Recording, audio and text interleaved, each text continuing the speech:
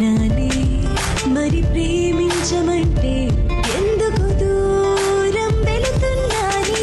నీతో ఉండాలని విన్నా ఎందుకు సతమతం అవుతున్నా నువ్వు దూరం అవుతావన్నా ఊహే చంపేస్తుందంటున్నా కల కాదిది నిజమని అన్నా నువ్వంటే ప్రేమే ఉన్నా చెప్పాలని చాలా ఉన్నా ఎప్పటికప్పుడు దాటేస్తున్నా